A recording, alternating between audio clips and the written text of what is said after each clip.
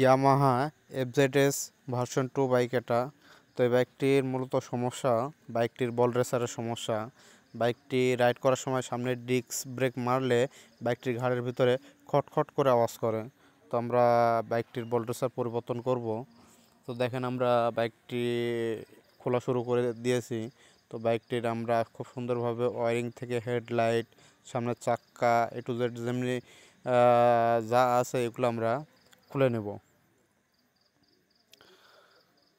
তো খুব সুন্দরভাবে আমরা বাইকটির বল রেসার ফিটিং করব। তো কিভাবে ফিটিং করব এটা আমরা আপনাদের খুব সুন্দরভাবে দেখাই দেব। তো বল রেসার অনেক ক্ষেত্রে সামনের চাক্কা না খুলেও বল রেসার ফিটিং করা যায়। তো সেক্ষেত্রে বাইকটির বল রেসারের ফিটিংটা খুব একটা ভালো হয় না।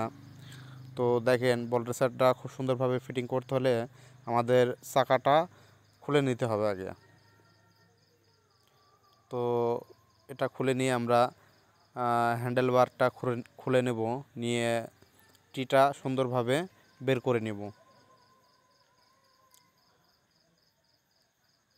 তো দেখেন অনেক সময় অনেক টেকনিশিয়ান ভাই আছে যারা ইঞ্জিনের কিট সেট সহ খুলে নেয়। তো এটা মূলত আপনার খোলার কোনো প্রয়োজন নাই, খুব সুন্দরভাবে সাবধানে কাজ করলে এটা করা যায়।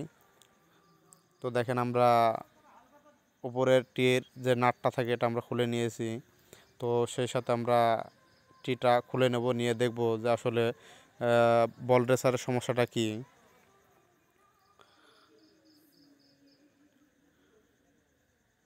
তো দেখেন বাইকটির বল রেসার একদম জং ধরে গেছে, একদম নষ্ট হয়ে গেছে। বাইকের যে গ্রিস থাকে সেটা শুকাই গেছে একদম।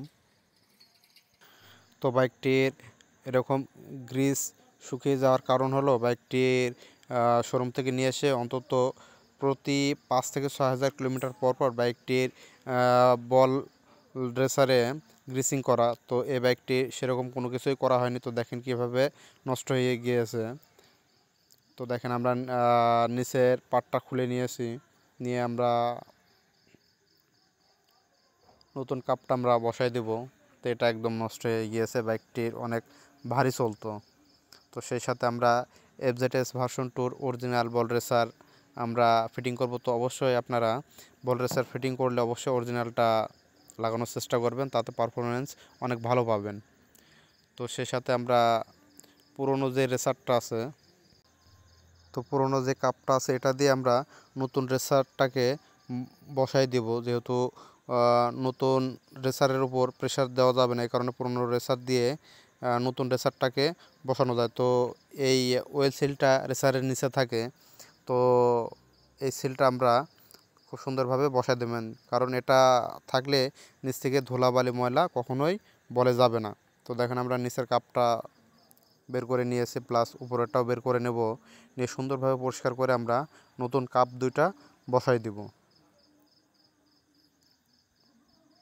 তো দেখেন আমরা নিয়েছি। তো এফজেডএস ভার্সন 2 দুইটা কাপ, একটা ছোট একটা বড় থাকে। তো অবশ্যই বড় কাপটা নিচের দিকে থাকবে আর ছোট কাপটা উপরের দিকে থাকবে।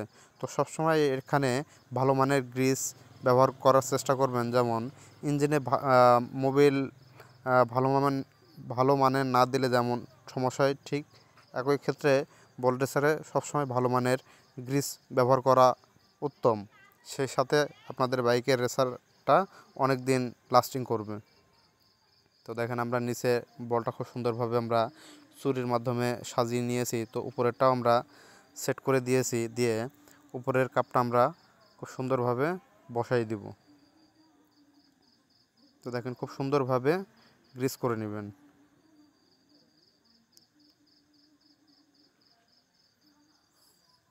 তো সেই সাথে আমরা টিটা ওকে হয়ে গেছে। তো আমরা সুন্দরভাবে ইনস্টল করে দিব। দিয়ে অবশ্যই টির উপরে এরকম একটা কাপ থাকবে, এটা আমরা সুন্দরভাবে বসাই দেব। দেওয়ার পরে আমরা নাটটা লাগাই দেব। তো এটা লাগানোর সময় আপনারা খুব সুন্দরভাবে হাতের যতটুকু প্রেসার দিয়ে এটা টাইট করা যায় ঠিক ততটাই টাইট করে দেবেন।